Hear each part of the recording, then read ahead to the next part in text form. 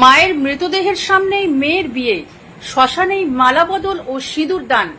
বুধবার রাতে এমনই বিরল ঘটনার সাক্ষী থাকলেও গুসকরার রটন্তি কালীতলা সংলগ্ন শ্মশানঘাট এলাকা।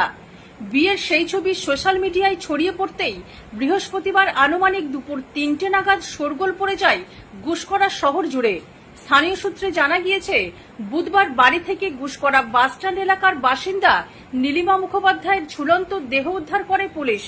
তারপর মৃতদেহ বর্ধমানে ময়না তদন্তের পর গতকাল রাতে শবদাহ করার জন্য রটন্তি কালীতলা শ্মশানঘাটে নিয়ে যাওয়া হয়।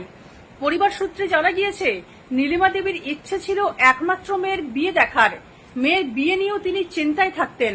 মায়ের মৃত্যুর পর মায়ের ইচ্ছে পূরণ করতেই শ্মশানেই ভাতারের বেরোয়া গ্রামের যুবক জয়দীপ অধিকারীকে বিয়ে করেন মেয়ে পল্লবী মুখোপাধ্যায়। তারপর নবদম্পতি মৃত মায়ের পা ছুঁয়ে আশীর্বাদ গ্রহণ করেন। এই ঘটনা এখন নেট দুনিয়ায় ভাইরাল। দেখুন সেই ছবি।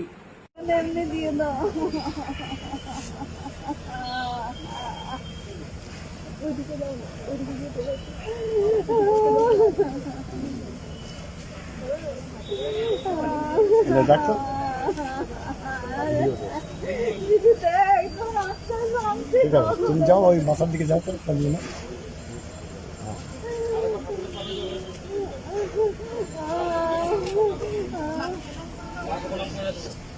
তোরা ভালো করে প্রণাম করলে তোর মায়ের তুমি জানি না মাথা